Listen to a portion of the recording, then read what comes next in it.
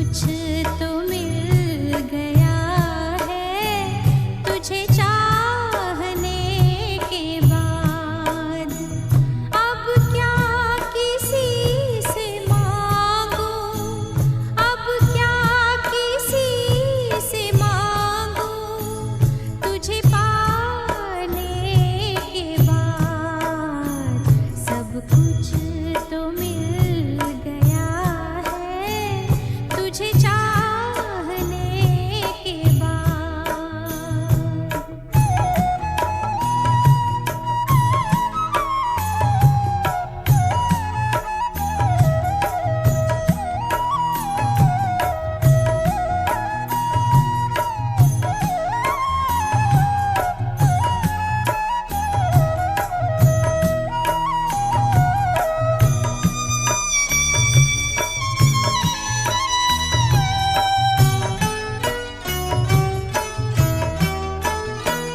सांसों में तेरी सरगम सागर सी है लहराए।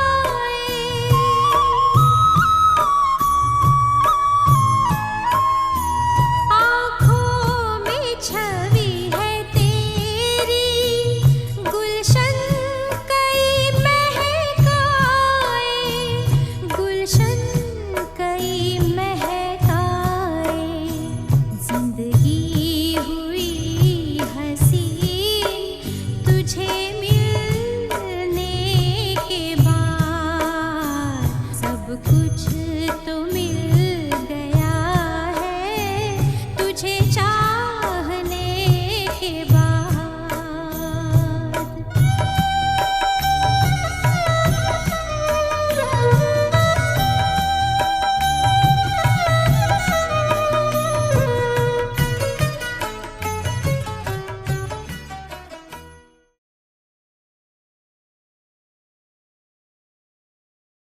ओम शांति।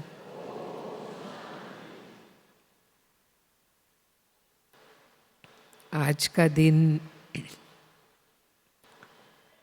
विशेष दिन है। बसंत पंचमी है आज। बसंत पंचमी के दिन या बसंत ऋतु में चारों ओर फूल ही फूल खिलते हैं, या कहें कि मौसम में बहार आ जाती है। तो बाबा भी जब इस सृष्टि पर अवतरित होते हैं तो हम कहेंगे कि इस दुनिया में बहार आने लगती है और बाबा के चैतन्य पुष्पों की भी बहार आ जाती है।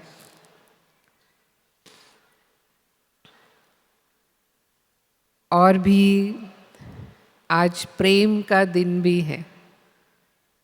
14 फरवरी को है ना, वैलेंटाइन डे भी मनाते हैं। और शिव बाबा तो प्यार के सागर हैं। हम भक्ति में गाते थे, तेरी एक बूंद के प्यास से हम। और हमें तो क्या मिला है? बूंद नहीं मिली, पूरा का पूरा सागर ही हमको मिल गया। तो कितने खुश नसीब हैं, कितने पद्मा पदम भाग्यवान हैं। बाबा ने हमें ये स्मृतियाँ दिलाई। जब बाबा आए तो बाबा ने हमें तीनों कालों की स्मृति दिलाई है। हम कौन थे, क्या हो गए और अब फिर बाबा हमें क्या बना रहे हैं।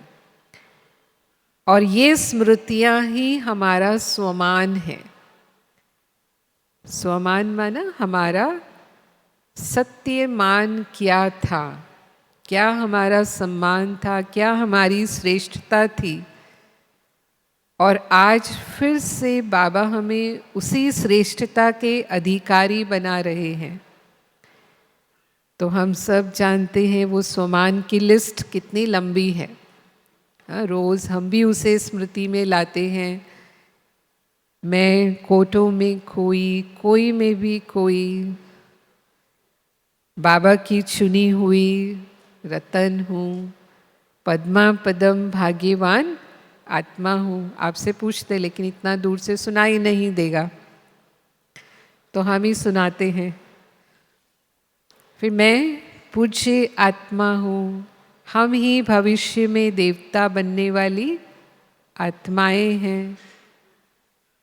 हम ही मास्टर सर्वशक्तिवान हैं, विश्व कल्याणकारी हैं। बाबा के दिल तख्त नशीन हैं, बाबा के नयनों के नूर हैं, राज ऋषि हैं, होली हंस हैं, या विघ्न विनाशक हैं, विजयी रतन हैं, और भी लंबी लिस्ट है ना। तो बाबा हमें इतनी ऊंची नज़र से देखते हैं। तो बाबा जिस नज़र से हमें देखते हैं, या जो हमारे प्रति बाबा की, क्योंकि बाबा तो भविष्य को भी जानते, तीनों कालों को जानते हैं, क्या वही हम अपने आप को भी समझते हैं या सिर्फ सुनकर खुश होते हैं? एक होता है सुनना और खुश होना, बाकी सोचते हैं बाबा तो बहुत ऊंची ऊंची बातें कहते हैं, हम ऐसे हैं कहाँ। क्योंकि मुझे याद है जब मैं पहली बार बाबा से मिली थी, तब बाबा पर्सनल मिलते थे। मैं उस समय कॉलेज पढ़ती थी, स्टूडेंट थी, और मुझे कोई ज्ञान की बहुत गहराई नहीं थी। बस थोड़ा थोड़ा ऊपर ऊपर से मुझे बाबा का ज्ञान था, बाबा में निश्चय था। तो मैं बाबा मिलन के लिए आई थी यहाँ। तब ओम शांति भवन में बाबा आते थे।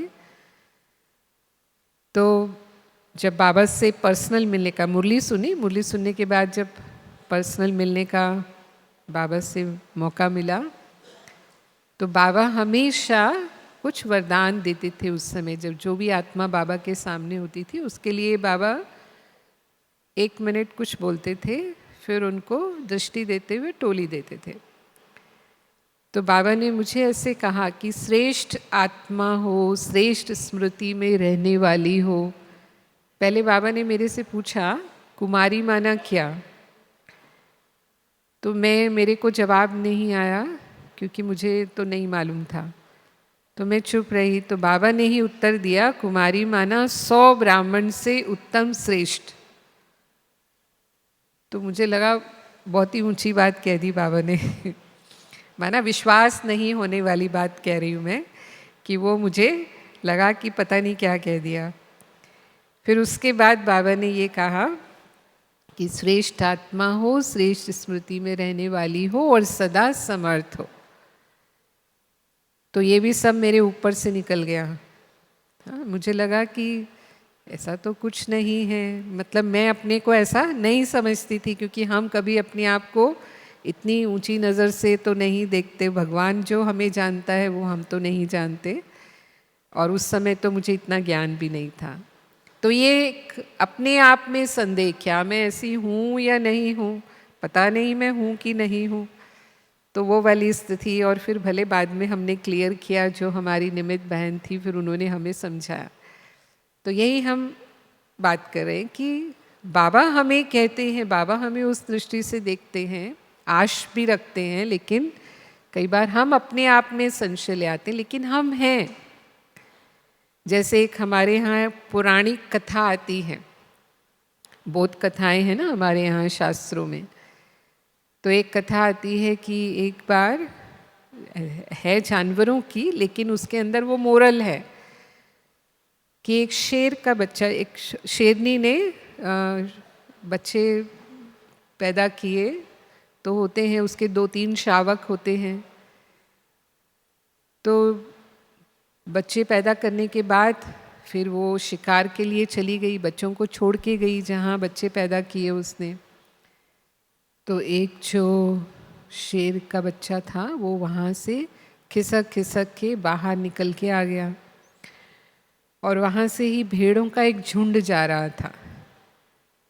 तो जो उस भेड़ों के झुंड की लीडर थी, उसने देखा तो उसको लगा कि ये भेड़ का बच्चा थोड़ा अलग हो गया है।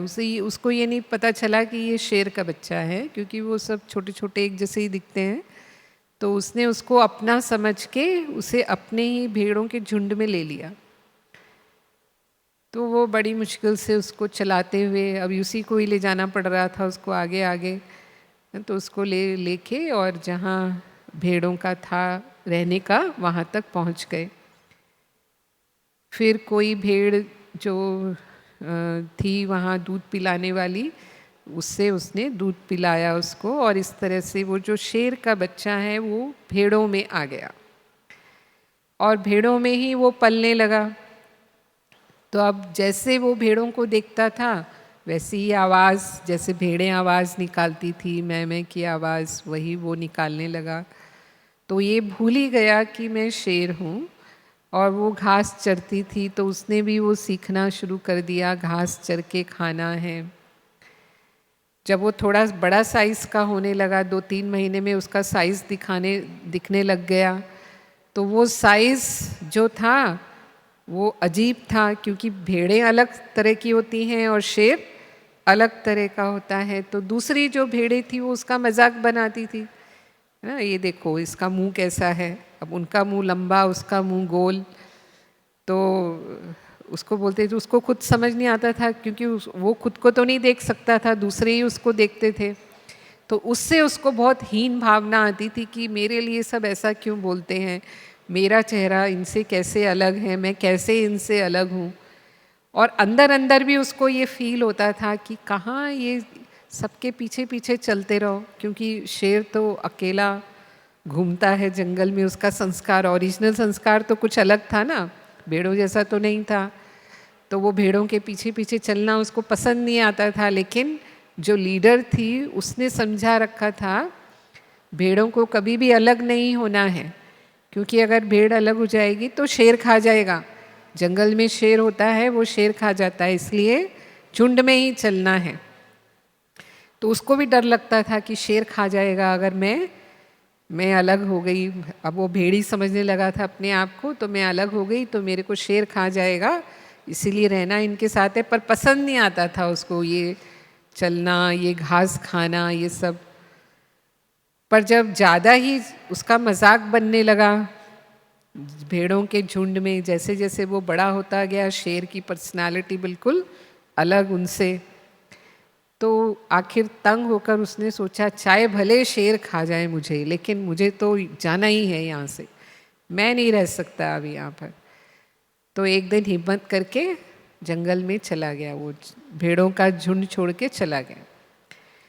अब वो चला गया तो काफ़ी घूमता रहा, पूरा दिन गुजर गया, याद भी आ रही थी उसको क्यों छोड़ के आ गया। हाँ, फिर याद करके सारा सब मेरा मजाक बनाते हैं, मुझे नहीं जाना। वो रात भी बीत गई और दूसरे दिन जब वो भूख लग रही थी, घास वास चरने के लिए कोशिश करने लगा, तो उसी समय सचमुच शेर निकल आया जंगल में से। और जैसे ही उसने देखा इतना बड़ा जानवर, उसने कभी नहीं देखा था, इतना बड़ा जानवर ही मेरी तरफ आ रहा है, तो उसने अनुमान लगाया यही शेर होगा। तो बस उसने आंखें बंद कर ली कि बस अब तो ये खा ही जाएगा मेरे को, क्योंकि मैं अकेला हूँ, खा ही जाएगा। तो आंख बंद करके इंतज़ार करने लगा कि ये कब झपट्टा मारेगा अभी लेकिन उसने नहीं मारा उसको झपट्टा। तो उसने आंख खोल के देखा क्या हो रहा है, तो देखा कि वो जो शेर है वो तो सामने आके खड़ा है और बहुत प्यार से देख रहा है उसको। तो उसको बड़ा आश्चर्य हुआ। तो उसने आगे से पूछा तुम मुझे खाओगे नहीं? तो उसने कहा मैं तुम्हें क्यों खाऊंगा। उसने कहा कि शेर तो भेड़ को खा जाता है, ऐसा मेरी माँ कहती है। तो उसने कहा लेकिन भेड़ को खाता है ना, तुम तो शेर हो। तो उसने एक नई बात सुनी, शेर हो। उसने कहा मैं कहाँ शेर हूँ, मैं तो भेड़ हूँ। फिर उसने मिमियाया जैसे शेर भेड़ आवाज़ निकालती है। तो उसको हंसी आ गई, जो शेर था उसको बहुत ज़ोर से हंसी आ गई, क्योंकि उसने जो भेड़ की आवाज़ निकाल के बताई उसको कि मैं भेड़ हूँ। तो उसने उसको फिर ज़ोर से बोला कि तुम भेड़ नहीं हो, तुम शेर हो, किसने तुम्हारे को ये कहा कि तुम भेड़ हो? उसने कहा नहीं मैं भेड़ हूँ, मुझे पता है मैं भेड़ हूँ। फिर उसने उसको समझाने की कोशिश की कि नहीं तुम शेर हो, पर वो मानने को तैयार नहीं, क्योंकि वो तो भेड़ों में ही पला है, उसने वही सीखा है कि मैं भेड़ हूँ। अब वो शेर को समझ नहीं आया कि इसको मैं कैसे समझाऊं कि ये शेर है। तो उसने कहा तुम मेरे साथ आओ। अभी तो वो छोटा ही था, 3-4 महीने का ही था। तो वो लेके गया उसको तालाब पर, और तालाब पर उसने कहा देखो पानी में देखो। तो उसने देखा पानी में, उसने कहा अपना चेहरा देखो और मेरा चेहरा देखो, दोनों एक जैसे दिखते हैं। तो उसने ध्यान से देखा, उसने कहा हाँ मेरा चेहरा जो है वो आपके जैसा लगता है। तो उसने कहा तो फिर भेड़ हो या शेर हो? उसने कहा दिखता तो शेर जैसा है लेकिन हूँ तो मैं भेड़। फिर वो वापस भेड़ पर आ गया। तो उसने उसको कहा कि तुमको अभी मेरे साथ रहना है और कहीं नहीं जाना है, और मैं तुमको बताऊंगा कि शेर क्या होता है और शेर कैसे आवाज़ निकालता है। फिर उसने जोर से दहाड़ा, तो उसकी दहाड़ से थर थर कांपने लग गया वो, क्योंकि वो तो भेड़ समझता था ना अपने आप को। तो उसने कहा कि शेर ऐसे दहाड़ता है कि मीलों दूर तक शेर की आवाज़ जाती है और सारे जानवर भाग जाते हैं, डरते हैं सब उससे, शेर से। वो ऐसे नहीं मिमियाता है। तो ऐसे करके उसने उसको अपने साथ रखकर रोज़ ट्रेनिंग देना शुरू कर दिया कि तुम शेर हो और शेर कैसे खाता है, कैसे शिकार करता है, कैसे चलता है और कैसे दहाड़ता है सारा। पर उसको काफ़ी टाइम लगा। जितना समय वो भेड़ों में रह कर के भेड़ बन गया, उतना ही टाइम, उससे भी ज़्यादा टाइम उसको वापस अपने ओरिजिनल रूप में ना शेर के रूप में आने में लगा। तो कहानी का भाव क्या है? ऐसे नहीं कि वो शेर नहीं था, वो शेर था, लेकिन भेड़ कैसे बन गया? क्योंकि वो भेड़ों में चला गया, भटक गया। यानी ऐसे ही कहेंगे ना, भटक के भेड़ों में चला गया।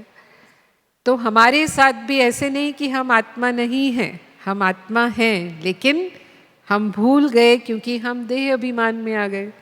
तो जैसे ही देह अभिमान और माया में हम आए, हम आत्म स्वरूप को भूल गए। अब बाबा आकर हमें कहते हैं, जैसे उस शेर ने आकर उसको याद दिलाया, तुम भेड़ नहीं हो, क्या हो? शेर हो। तो मानने को तैयार नहीं। तो बाबा ने हमको याद दिलाया, तुम देह नहीं, कौन हो? आत्मा हो। तो यहाँ भी कई बार हमें वो आत्मा समझने में कितनी मुश्किल होती है, कितनी मेहनत।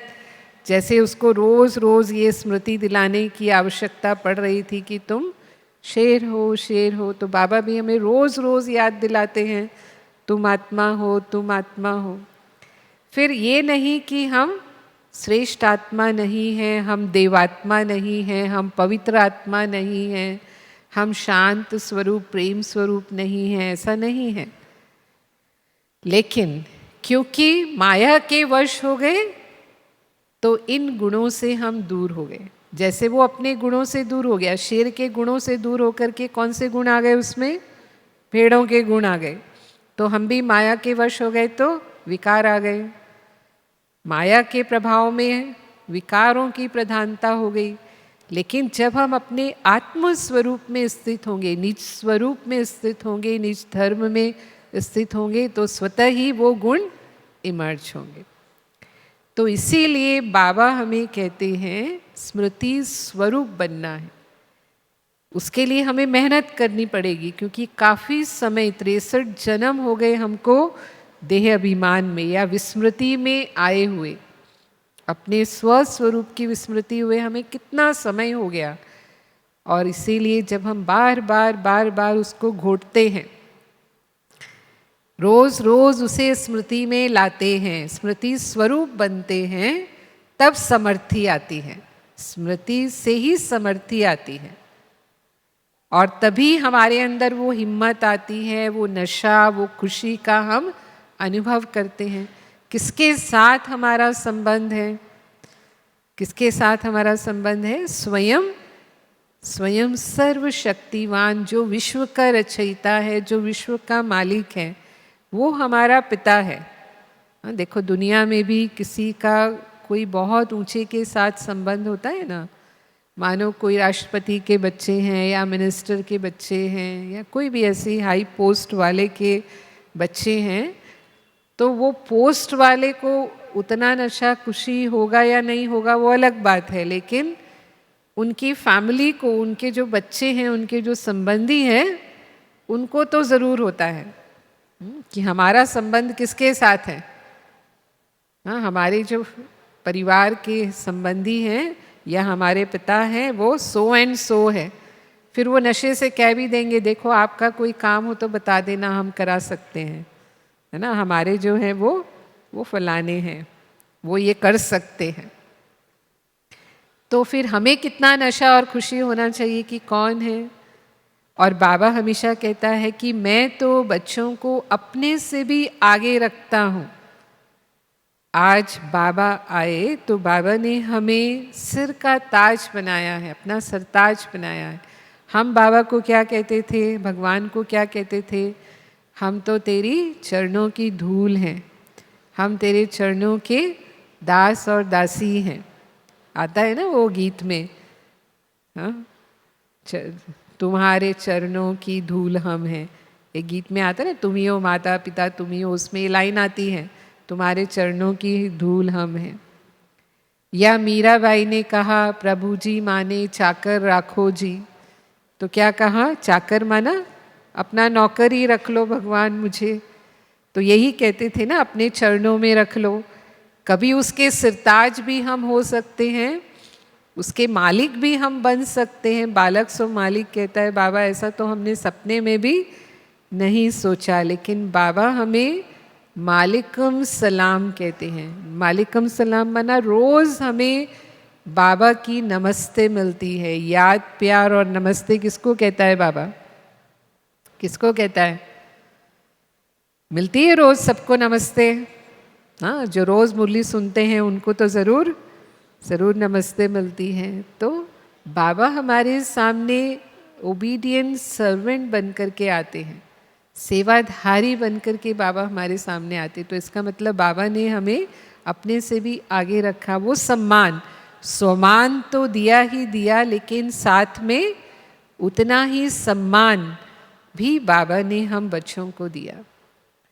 तो ये समर्थी आने से हम विजयी बनते हैं, हम वो बन जाते हैं, सचमुच ही वो बन जाते हैं। जैसे दुनिया में भी कहते हैं कि अगर किसी के अंदर बहुत अच्छा आत्मविश्वास होता है तो वो अपने कार्यों को उसी कुशलता से, सफलता से करते हैं। जैसे एक एग्जाम्पल देना चाहूँगी मैं, जैसे हम हनुमान जी के बारे में भी कहते हैं कि हनुमान जी को उड़ने की कला थी, लेकिन वो विस्मृत हो गए। तो जब उनको समुद्र पार करके लंका में जाना था, सीता जी की खोज करने के लिए जाना था, तो जैसे सारे वानरों ने मना कर दिया कि हम तो नहीं जा सकते, इतना बड़ा समुद्र लांग के, इतने योजन समुद्र लांग के लंका में जाना हमारे बस की तो बात नहीं है ना। तो ऐसे ही हनुमान जी ने भी कहा कि मैं भी नहीं कर सकता हूँ, लेकिन जामवंत जी थे उनके साथ जो हनुमान की शक्तियों को जानते थे। तो उन्होंने उसे स्मृति दिलाई, हनुमान तुम साधारण वानर नहीं हो, तुम्हारे अंदर ये पावर है कि तुम एक बार अगर जो भी उनका स्मृति थी उसको ला कर के स्मरण करके उड़ोगे तो तुम कितना भी उड़ कर के जा सकते हो। और फिर जब उन्होंने उसका उपयोग किया तो उन्होंने देखा सचमुच मैं तो उड़ के जा सकता हूँ, तो इसीलिए वो पवन पुत्र उनको कहते थे। तो स्मृति आई तो वो समर्थी आ गई। जब तक विस्मृति में थे तब तक वो नहीं समझ रहे थे कि मैं ये कर सकता हूँ। तो ऐसे ही माना ये आज के समय की बात जो एग्जाम्पल मैं देने जा रही हूँ, एक घर में बच्चे होते हैं, 2-3 बच्चे माँ बाप के, कोई पढ़ने में होशियार होता है, कोई कमज़ोर होता है। तो ऐसे ही था कि जो भाई था वो पढ़ने में होशियार था और वो जो लड़की थी वो पढ़ने में बहुत कमज़ोर थी, तो बड़ी मुश्किल से किसी तरह पास हो जाती थी। तो कोई उसकी तरफ ध्यान नहीं देता था, मतलब उसकी जैसे उपेक्षा होती थी और हर बात में उसको पीछे रखते थे, और वो भी खुद को ऐसे ही महसूस करती थी कि मैं तो कुछ भी नहीं हूँ ना, जैसे एक निराश अपने आप को महसूस करते हैं, इस तरह से उसका था। एक दिन उसके घर में कोई मेहमान आए और उसके जो पिताजी थे साथ में बैठे थे, और जब बच्चे सामने आए तो उन्होंने दोनों बच्चों का परिचय कराया। तो अपने बेटे को तो बताया ही कि ये बेटा है और क्या पढ़ रहा है, उतना ही बता के छोड़ दिया। लेकिन जब बेटी का परिचय देने लगे तो कहने लगे कि ये मेरी बेटी है और ये तो डायमंड है, हीरा है, बस ये पढ़ाई में थोड़ा और ध्यान देना तो ये रियल डायमंड हो जाए। तो जब वो लड़की ने सुना, क्योंकि आज तक कभी उसने अपने लिए इतने अच्छे शब्द सुने ही नहीं थे, है ना, हमेशा ही उसको नेग्लेक्ट किया जाता था या कुछ भी ऐसा ही सुनाते थे उसको। तो जब उसने ये सुना तो उसको बहुत खुशी हुई अंदर में कि मेरे पिताजी ने मुझे क्या कहा, डायमंड कहा। तो कहीं ना कहीं वो मुझे डायमंड से, और सचमुच उसका व्यवहार बहुत अच्छा था। भले पढ़ने में कमज़ोर थी लेकिन जैसे आज्ञाकारी बच्चे होते हैं, माँ बाप की हर बात मानकर चलते हैं, ऐसे और सबके साथ भी उसका भी व्यवहार बहुत अच्छा था। उसने उस दिन अपने आप को समझाया कि मुझे सचमुच डायमंड बन के दिखाना है। मेरे पिताजी ने मुझे डायमंड कहा है तो उन्होंने कहा कि ये पढ़ाई पर थोड़ा ध्यान देगी तो रियल डायमंड हो जाएगी, तो मुझे सचमुच पढ़ाई पर ध्यान देना है। और उस दिन से उसने पूरा मन लगा कर के पढ़ना शुरू किया और लड़की ने उस साल एग्ज़ाम में फर्स्ट डिवीज़न लाया, जो मुश्किल से पास होती थी। तो किस चीज़ ने काम किया? जो सोमान उससे मिला, उस सोमान ने उसके अंदर वो स्मृति ला दी, है ना। उसके पिताजी ने उसको एक टाइटल दे दिया या वो उसको अनुभव कराया कि वो कितना श्रेष्ठ हो सकती है, और उस बात ने उसके अंदर वो सामर्थ्य पैदा कर दी कि वो अपनी जो कमज़ोरी है उससे वो बाहर निकल सके। तो बाबा ने भी हमारे लिए यही किया कि जो हम अपने आप को कमज़ोर समझ चुके थे, दिल शिकस्त हो चुके थे, हम ये कर सकते हैं नहीं कर सकते हैं, बाबा ने हमें विश्वास दिलाया, निश्चय दिलाया कि नहीं, हम ही थे, हम ही हैं और हम ही बनेंगे, बन सकते हैं भी नहीं। बाबा ने कहा बनना ही है, आप ही हो, आप ही देवी देवता कुल की आत्माएं हो। और जो स्वमान में रहता है, स्वमान की सीट पर रहना, बाबा इसको कहता है स्वमान की सीट पर, उस स्मृति में रहना। जैसे मैंने कहा कि घोटना पड़ता है, तो उस नशे के लिए भी कहते हैं कि अगर उसे घोटा नहीं जाता है ना, दुनियावी जो नशे होते हैं उसको भी जब तक घोटा नहीं जाता है तब तक वो नशा नहीं चढ़ता है। जो शराब बनती है ना, वो कैसे बनती है, बहुत समय तक उसको फर्मेंट करते हैं तब जाकर के वो नशा देने वाली बनती है। या भांग का नशा करते हैं, उसको भी बहुत घुटना पड़ता है तब जाकर के उसके अंदर वो नशा आता है। तो ऐसे ही ये जो सोमान की स्थिति हमारी जो हम अनुभव करते हैं, वो भी हम तभी अनुभव कर सकेंगे जब हम उसे घोटेंगे। माना बार बार बार बार दिन में कई बार हम उसे स्मृति में लाते रहें कि मैं कौन हूँ, कौन सी आत्मा हूँ, सिर्फ आत्मा हूँ नहीं, लेकिन मैं कौन सी आत्मा हूँ, बाबा ने मुझे किस सीट पर बिठाया है। तो इस सीट पर अगर हम हैं, तो जैसे कोई सीट पर होता है दुनिया में तो सब उसको मानते हैं, कोई भी उसका अपोजिशन नहीं करता है। लेकिन जब वो सीट से नीचे उतर जाता है तो फिर अपोजिशन पार्टी एक्टिव हो जाती है, फिर उसको बैठने नहीं देंगे सीट पर। तो हमारी अपोजिशन पार्टी में कौन है? हमारी अपोजिशन पार्टी में कौन है जो सीट से उतारने की कोशिश करती है? माया। माया पूरी तरह कोशिश करती है कि हम अपने स्वमान की सीट से नीचे आ जाए, तो फिर हम परेशान होते हैं, यानी उस शान से वो परे हमें कर देती है। तो जो टाइटल हमें बाबा से मिले हैं, दुनिया में ऐसे टाइटल किसी के भी नहीं। कितने भी वीआईपी हैं, बड़े बड़े वीआईपी हैं, आज लोगों को बड़ी बड़ी डिग्रियां होती हैं, चाहे वो राजनेता हैं, चाहे वो धर्म नेता हैं, चाहे वो अभिनेता हैं, किसी को भी ऐसे टाइटल नहीं हो सकते जो बाबा के बच्चों के टाइटल हैं। तो भगवान के हु इज हु की लिस्ट में कौन है? कौन है? दुनिया में हु इज हु की लिस्ट होती है। हाँ, इस दुनिया में कौन कौन ऐसे हैं, ऐसी हस्तियां हैं जो विश्व प्रसिद्ध हैं, सारी दुनिया की पहचान जिनको है। लेकिन जैसे हम कहते हैं कि भक्त भगवान को सिमरन करते हैं, या सारी दुनिया भगवान को सिमरन करती है, लेकिन भगवान किसको सिमरन करता है? भगवान किसकी माला सिमरते हैं? किसकी? हम बच्चों की। तो ये नशे की बात है ना, कि सारी दुनिया जिसको याद करती है वो अपने बच्चों को रोज याद करता है। बाबा कहता है कि अमृत वेले बाबा का यही काम है कि बाबा एक एक बच्चे को नाम से याद करते हैं, चाहे हम याद करें या ना करें। हम भले ही सोते रहे होंगे अमृत वेले, हो सकता है हम उठते हैं, कभी नहीं भी उठते हैं, लेकिन बाबा हमें कभी भी नहीं भूलता। हम सदा भगवान की नज़रों में हैं, चाहे फिर वो लास्ट नंबर बच्चा भी क्यों ना हो। बाबा हमेशा कहते हैं लास्ट नंबर पुरुषार्थी है। बाबा को पता है कि ये लास्ट नंबर है, लेकिन बाबा फिर भी उसे भी उतना ही प्यार करता है जितना कि वो नंबर 1 को प्यार करता है। और कई बार तो लास्ट वाले को ज़्यादा प्यार।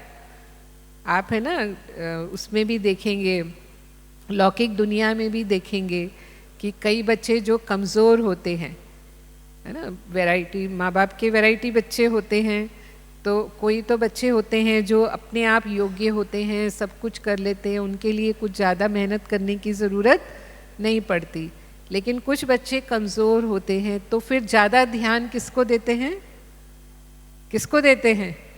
जो कमज़ोर होते हैं, क्योंकि पता है कि इनको ज़्यादा परवरिश चाहिए, तब जाकर के ये योग्य बन पाएंगे। तो बाबा भी कई बार ज़्यादा प्यार, हाँ, या ज़्यादा ध्यान किन बच्चों को देते हैं? जो बाबा के ऐसे बच्चे हैं, तो और ही हम उसके अधिकारी बन जाते हैं।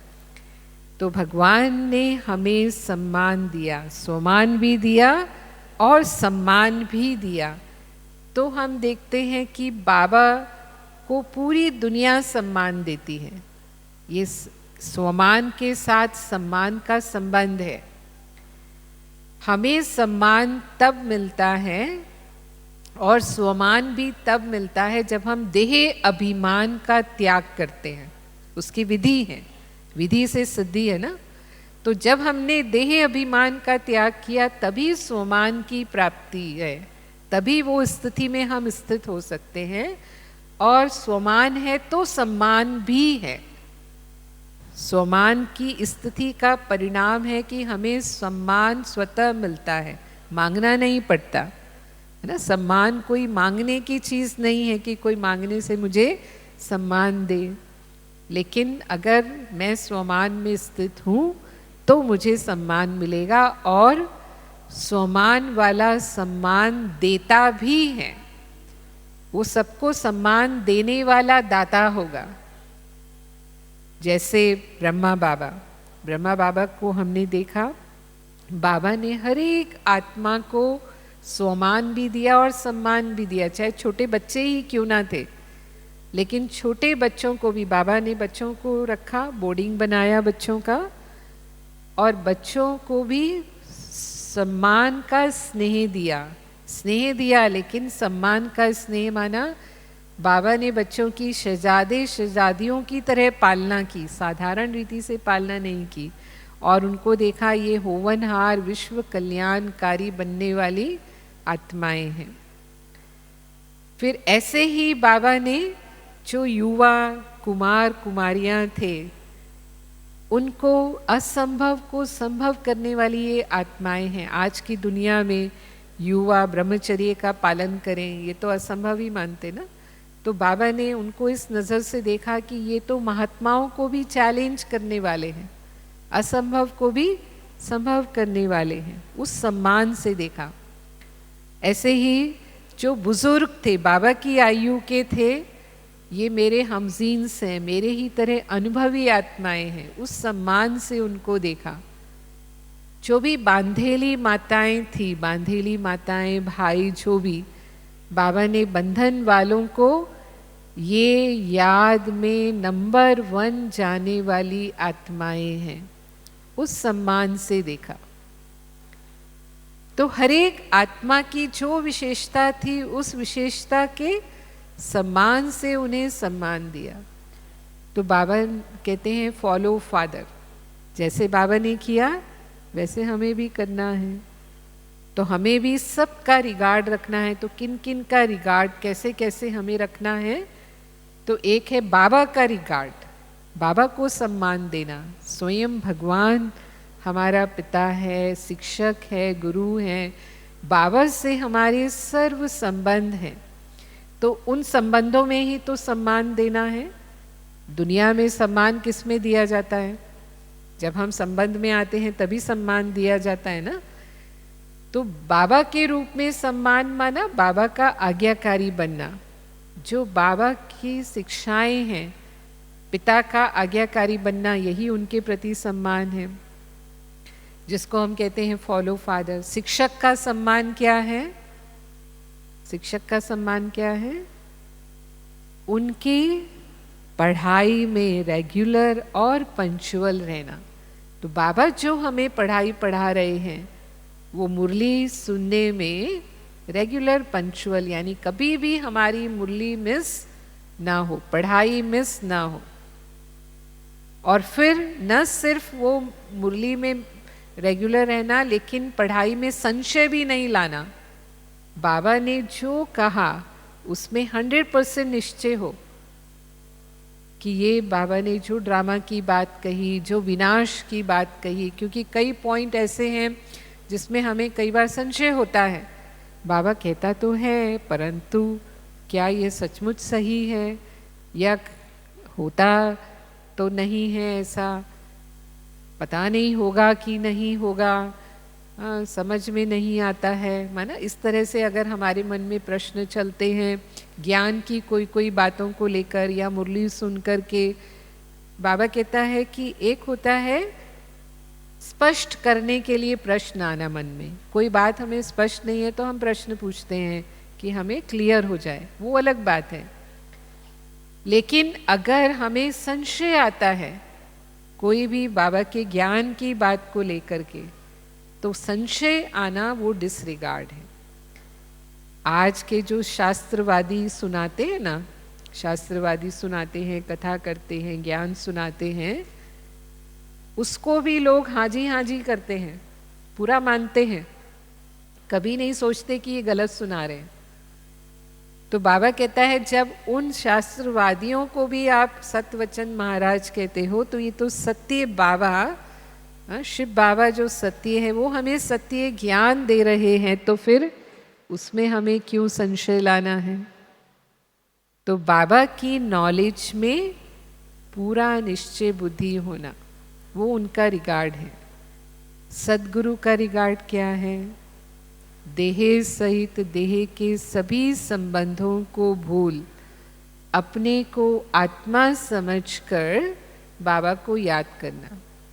बाबा ने जो हमें कर्मातीत स्थिति बताई है, क्योंकि गुरु हमें क्या बताता है? मुक्ति की राह बताता है, मुक्ति जीवन मुक्ति की राह बताता है।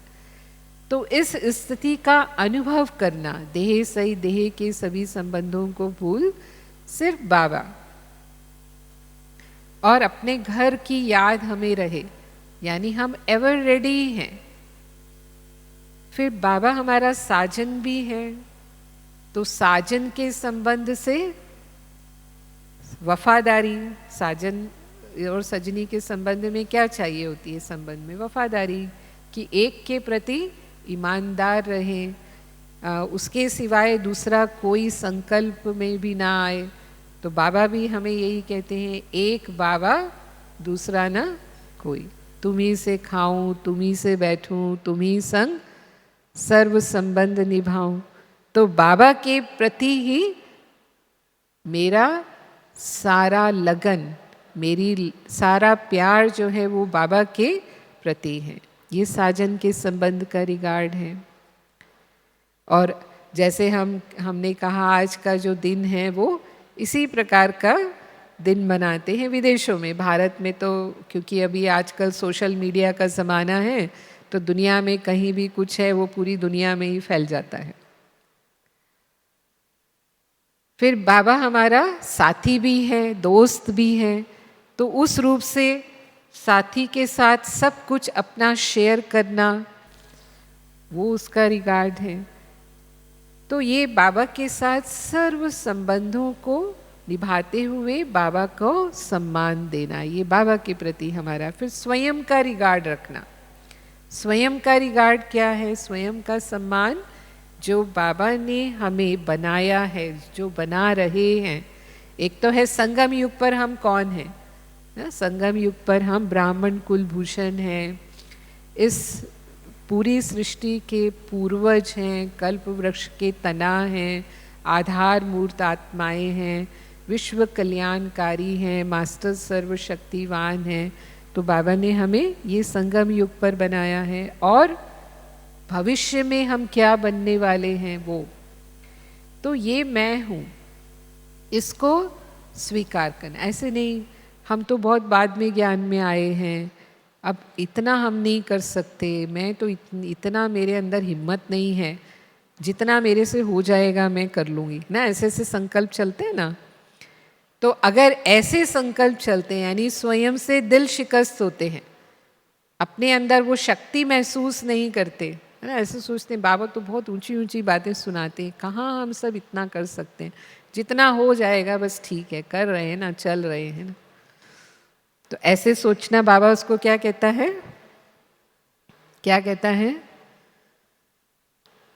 मतलब अपने आप का हमने निश्चय नहीं रखा, अपने आप में हम संशय ला रहे हैं, यानी अपने स्वमान में हम कमी कर रहे हैं, अपना सम्मान नहीं रख पा रहे हैं ना हम। तो जो बाबा हमें जिस नज़र से देखता है वही समझना है, अपने आप वो हिम्मत आ जाएगी। और हिम्मते बच्चे मददे बाप क्यों कहता है बाबा, या लास्ट सो फास्ट क्यों कहता है बाबा, उसमें राज है तभी कहता है ना। तो वो हमें अनुभव करना है। ऐसे ही जो हमारे संबंध में आते हैं, चाहे ज्ञानी आत्माएं चाहे अज्ञानी आत्माएं, दोनों तरह की आत्माएं हमारे संबंध संपर्क में आती हैं, उनका रिगार्ड रखना ये बहुत सूक्ष्म है। बाबा का तो हम रखते हैं क्योंकि बाबा भगवान हैं, हमारे परम पिता हैं, तो हम समझते हैं। अपना रिगार्ड में कई बार हम संशय में आ जाते हैं, वो भी ठीक है, लेकिन जो दूसरों का रिगार्ड रखना है हमें, उसमें बाबा हमें कहता है कि कहाँ ना कहाँ अगर हम दूसरों की कमियां देखते हैं, यदि हम उनके प्रति टीका टिप्पणी करते हैं, कैसे रिगार्ड कम करते हैं हम दूसरों का, ज़्यादातर उनकी कमियों के कारण, है ना। हमें लगता है ये ऐसे करते हैं, ऐसे क्यों करते हैं, ऐसे करना चाहिए, ऐसे चलना चाहिए। अगर उनके कर्म ऐसे हैं जो हमें पसंद नहीं आ रहे, हमारे जैसे नहीं हैं, ऐसा भी मान सकते हैं कि जैसा हम चाहते हैं वैसा नहीं है। हर एक के संस्कार अलग अलग हैं, उनकी सभी के संस्कार मेरे जैसे तो नहीं होंगे। तो जो कोई जैसा है, जो है जैसा है, जैसे बाबा ने, हम जो हैं जैसे हैं, बाबा ने हमें अपना बनाया। बाबा ने हमारी कोई कमियां नहीं देखी कि हम इतने पतित हो गए, इतने तमो प्रधान हो गए, इनको मैं अपना बनाऊं। हम जो भी थे, जैसे भी थे, बाबा ने हमें अपना बनाया। बाबा कहते हैं एक विशेषता सिर्फ कौन सी, कि अगर हमने बाबा को पहचान लिया, सिर्फ इतनी भी विशेषता है कि साधारण तन में आए हुए बाबा को हमने पहचान लिया तो भी क्या हुआ, बाबा ने हमें अपना बना लिया, और भले कोई भी गुण नहीं है हमारे अंदर। तो ऐसे ही कोई भी आत्मा जो हमारे संबंध संपर्क में है, वो जो है जैसी है उसको वैसे ही समझते हुए सम्मान देना, इसको कहेंगे उनका रिगार्ड रखना। ऐसे नहीं ये तो है ही ऐसा, और ये ऐसा करेगा ना तो उसको ऐसे ही मिलने वाला है, कई बार ऐसे कहते हैं जैसा कर्म करेंगे वैसा ही तो फल पाएंगे, ऐसा हम आम भाषा में, चालू भाषा में हम इन शब्दों का प्रयोग करते हैं। तो बाबा कहते हैं ऐसा कहना भी किसी भी आत्मा को गिराना है। हम पुण्य आत्माएं हैं, बाबा ने हमें पुण्य आत्मा बनाया है, तो हमारा कर्तव्य क्या है? किसी को सहयोग देना, भले उसके अंदर वो कमी है लेकिन उस कमी को दूर करने का सहयोग देना, या किसी गिरे हुए को उठाना, किसी दिल शिकस्त आत्मा को उमंग में लाना, हिम्मत में लाना, ये अविनाशी पुण्य जमा करना है। ये हमारा कर्तव्य है, ना कि गिरे हुए को और गिराना। दुनिया की क्या विधि होती है? आज की दुनिया में लोग कैसे व्यवहार करते हैं? जैसे को तैसा करते हैं, इसको कहते हैं टिट फॉर टैट।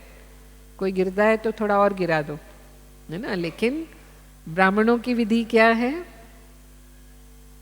क्या है कि अगर कोई गिर रहा है, कोई हिम्मतहीन है, कोई निराश है, कोई परेशान है, तो हमें क्या करना है? उसे उमंग में लाना है, उसे हिम्मत में लाना है। और यहाँ तक बाबा कहते हैं पहले आप कहना है। जैसे बाबा हमें अपने से भी आगे बढ़ाते हैं, बाबा डबल पूज्य नहीं बनते, बच्चों को डबल पूज्य बनाते हैं, हमें डबल प्रारब्ध के अधिकारी बनाते हैं। तो ऐसे ही जो हमारे संबंध संपर्क में हैं उनको सम्मान देने का मतलब यही है कि उनकी कमियों को समाना, वर्णन भी नहीं करना। समाना यानी पहाड़ को राई बनाना। कुछ लोगों की आदत होती है राई को पहाड़ बनाना ना, बात छोटी सी होगी लेकिन उसको कितना बड़ा करेंगे, लेकिन उसको एकदम छोटा करके खत्म कर देना, किसी को पता भी नहीं चले, और ही उनको और आगे करना। इसको कहते हैं आत्माओं के प्रति सम्मान रखना। तो ये बाबा ने हमें सम्मान करना सिखाया। तो ब्रह्मा बाबा ने जैसे कर्तव्य करके हमें सिखाया, सोमान में रहे, यहाँ तक कि साधारण कर्म करते भी ब्रह्मा बाबा सोमान में रहे। बाबा सब काम करते थे ना, बाबा ने कभी अभिमान नहीं किया। बाबा एक निशानी ये भी बताते हैं कि सोमान में रहने वाली आत्मा कभी भी अपमान महसूस नहीं करेगी, कोई उसका कितना भी अपमान कर दे। अगर हम स्वमान में हैं तो अपमान की फीलिंग नहीं आएगी, लेकिन देह अभिमान होगा, देह अभिमान का अंश भी अगर है तो तुरंत अपमान की फीलिंग आ जाएगी। ये निशानी है। अगर हमें फीलिंग आती है, जो अभिमान वाला है वो किसी की छोटी सी बात भी सुन नहीं सकता। अगर किसी ने जरा से कुछ कह दिया, बस नाराज, मूड ऑफ, और पलटकर गुस्सा करेंगे। रिजल्ट क्या होगा? हाँ, अपनी बात को सही कहने के लिए, सिद्ध करने के लिए फिर गुस्सा करते हैं, बहस करते हैं, अपने को राइट सिद्ध करते हैं। सब अभिमान की निशानी है। और किसी को राइट समझेंगे नहीं, अपने को ही राइट समझेंगे। अभिमान माना मैं ही राइट हूँ, दूसरा कोई राइट हो ही नहीं सकता। दूसरे की श्रेष्ठता को स्वीकार नहीं करेंगे, मेरे आगे कोई कुछ है ही नहीं, जो हूँ वो मैं ही हूँ, ये अभिमान। और बाबा हमें क्या सिखाते हैं? जो कुछ भी मेरे अंदर विशेषता है, कला है, गुण है, वो बाबा की देन है, बाबा ने दिया है, बाबा ने वो मेरे अंदर भरी है, और उसी से हम सेवा कर रहे हैं। तो हम तो निमित्त हैं, करन करावनहार तो बाबा है, हम सेवाधारी हैं। जो ब्रह्मा बाबा ने किया, बाबा सब्जी भी काटते थे, बाबा अनाज भी साफ करते थे। उन दिनों में गैस नहीं होती थी तो अंगीठी जलती थी, तो उसके गोले भी बनाते थे बाबा। सुनते हैं ना, हमने सब सुना हुआ है। तो बाबा ये सब करते थे बच्चों के साथ। तो बाबा ने साधारण कर्म करते हुए भी अपनी स्थिति को साधारण नहीं रखा, स्थिति को स्वमान वाली स्थिति। और इसीलिए कोई भी जब मिलने भी आते थे ऐसे काम करते हुए, उनको भी बाबा से अनुभव हो जाते थे, बाबा से साक्षात्कार हो जाते थे।